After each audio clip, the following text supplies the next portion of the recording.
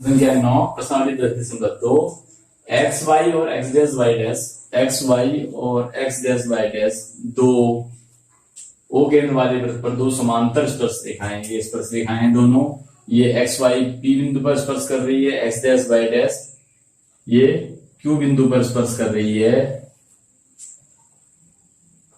और एक दूसरी स्पर्श रेखा है ए बी जो वृत्त को सी बिंदु पे स्पर्श करती है और एक्स वाई को ए पे काटती है और एक्स डैश वाई डैश को बी पे काटती है। तो हमको दिखाना है कि कोण ए ओ बी ये जो कोण है ये 90 अंश का है। तो यहां पे हम रचना कर लेते हैं, इसको मिला दिया, इसको मिला दिया, ओसी को मिलाया, यहां पे ओसी को मिलाया। तो यहां पर दिया है, देख रहे हैं आप, स्पष्ट लिख सकते हैं कि एक्स वाई व एक्स डैश वाई डैश दो समांतर स्पर्श रेखा है और पी ओ क्यू जो है समांतर है, तो पी ओ क्यू क्या है, ये व्यास है, इनके बीच की दूरी है, ये दिया हुआ है, ये सब लिखें। और क्या लिखें, ए बी एक और स्पर्श रेखा है जो बिंदु सी पर स्पर्श करती है। तो ए बी स्पर्श रेखा बिंदु बी पर स्पर्श करती है। यहां पे भी लिखे हैं एक्स एक्स डैश दो समांतर स्पर्श रेखाएं हैं जो क्रमशः यहां पर पी और क्यू पर, पी व क्यू पर और बी ए बी स्पर्श रेखा बिंदु बी पर स्पर्श करती है। सिद्ध क्या करना है, सिद्ध करना है, सिद्ध करना है ये जो कोण है, यह पूरा कोण ए ओ बी, कोण ए ओ बी बराबर 90 अंश। रचना क्या की मैंने, ओ सी को मिलाया, ओ सी को मिलाया, ओ सी को मिलाया।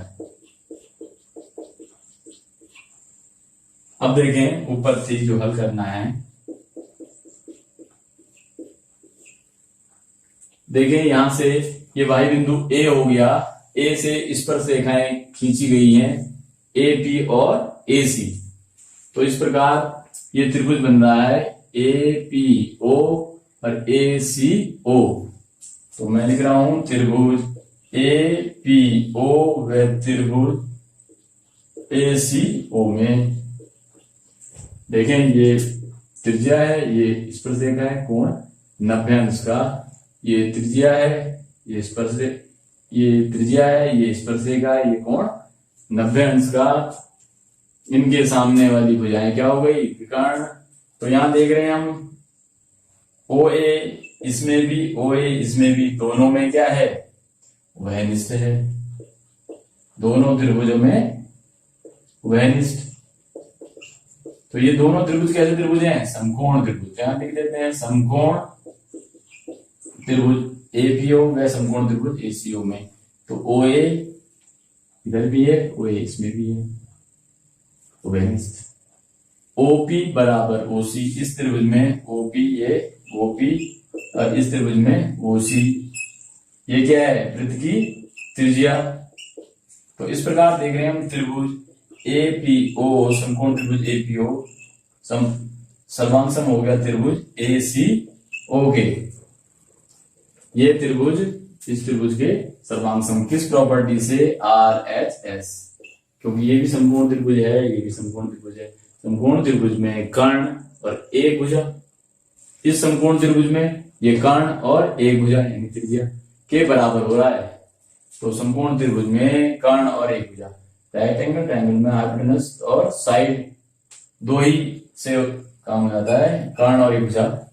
तो दोनों त्रिभुज क्या हो गए, सर्वांग सम, ये दोनों त्रिभुज सर्वांग सम हो गए। तो इनके जो शेष भुजाएं और कोण भी क्या होंगे, बराबर।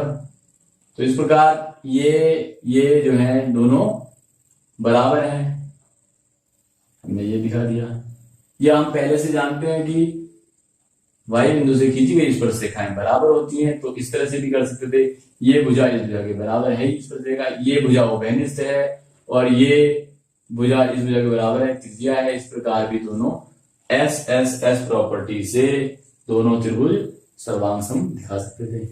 तो इस प्रकार ये भुजा इस भुजा के बराबर हो गई, तो ये कोण इस कोण के बराबर हो जाएगा सीपी सीटी से, corresponding part of congruent triangle. तो इस प्रकार कोण पी ओ वाई बराबर कोण ए ओ सी के सीपी सीटी से। तो ये समीकरण 1 हो गई हमारे पास। इसी प्रकार नीचे वाले त्रिभुज में भी करेंगे हम। तो इसको जरा मिटा देता हूं मैं।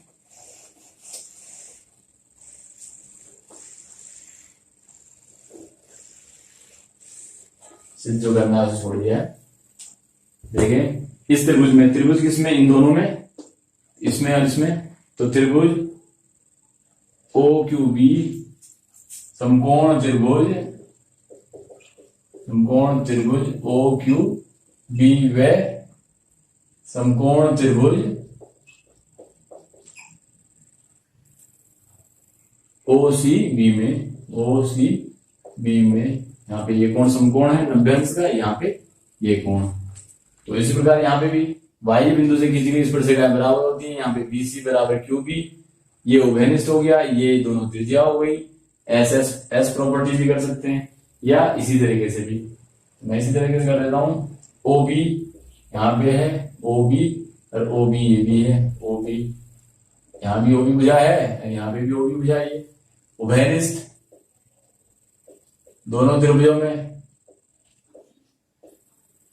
और ओ क्यू, यहाँ पे ओ क्यू, ये यहाँ ओ सी, ये क्या हो गई त्रिज्या। तो इस प्रकार आरएचएस प्रॉपर्टी से त्रिभुज ओ क्यू बी सर्वांगसम त्रिभुज ओ सी बी के आरएचएस प्रॉपर्टी से। तो ये दोनों सर्वांगसम हो गए, तो फिर वही सीपीसीटी से तो शेष भुजाएं और कोण भी बराबर हो जाएंगे। तो ये बराबर हैं, हम पहले से जानते हैं प्रमेय के हिसाब से। यहाँ पे सिद्ध भी कर दिया आप सीपीसीटी से। तो इनके सामने के ये कोण बराबर इस कोण के होगा। तो देखें कोण वाला क्यू ओ बी बराबर कोण बी ओ सी के सीपी सीटी से, सर्वांगसम त्रिभुजों के सर्वांग संभाग। तो ये समीकरण 2 लिख देते हैं इसको। अब देखें, क्योंकि पी ओ क्यू वृत्त का व्यास है, क्योंकि पी ओ क्यू वृत्त का व्यास है, जो कि एक सरल रेखा है, तो सरल रेखा पे सारे कोणों का योग कितना होता है 180 अंश। तो यहां लिखेंगे हम। तो ये वाला समीकरण 1 को मैं यहां पे लिख देता हूं पहले याद रखने के लिए। पी ओ वाई बराबर कोण ए ओ सी, ये समीकरण 1 थी।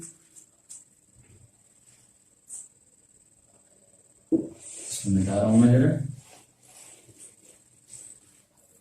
तो देखें फिर यहाँ पे पी ओ वाई कोण, इसलिए क्योंकि ये एक सरल रेखा है और सरल रेखा पे स्थित कोण सारे कोणों का योग 180 अंश होता है। तो लिखते हैं पी कोण पी ओ वाई प्लस कोण ए ओ सी प्लस कोण सी ओ बी प्लस कोण क्यू ओ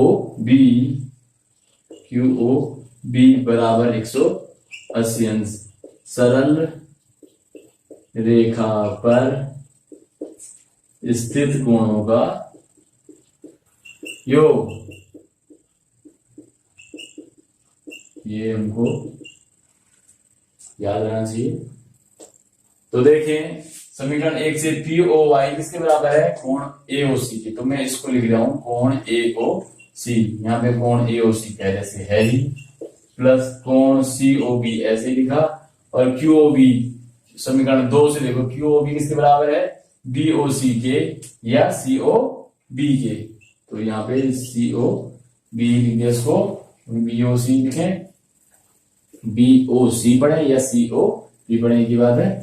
तो QOB ये जो है BOC के या COB के बराबर है, समीकरण 2 से ये मान रख दिया है, और समीकरण 1 से ये मान, समीकरण 1 से ज्यादा मान, समीकरण 2 से ये मान बराबर 180। अब देखें यहाँ 2 बार ये हो गया, 2 बार ये हो गया, तो ये लिखेंगे 2 कोण AOC प्लस 2 कोण COB बराबर 180 अंश। ठीक है, अब 2 कॉमन हो गया, तो कोण AOC प्लस कोण COB बराबर 180 अंश। अब इन दोनों को जोड़ दें तो कोण AOC, तो देखें कोण AOC ये वाला कोण है, तो कोण COB ये कोण है, इन दोनों को जोड़ेंगे तो ये पूरा कोण हो जाएगा। तो ये पूरा कोण कौन सा है, AOB। यहां रखूंगा 2, अब ब्रैकेट के अंदर हो गया कोण AOB बराबर 180, और कोण AOB बराबर 180/2 यानी कि 90। तो ये आ गया कोण AOB बराबर 90 अंश। तो इस प्रकार जो कोण AOB जो बन रहा है वो कितना है, 90 अंश। तो यही हमको सिद्ध करना था, ये कोण AOB 90 अंश का है, समकोण है, यही सिद्ध करना था।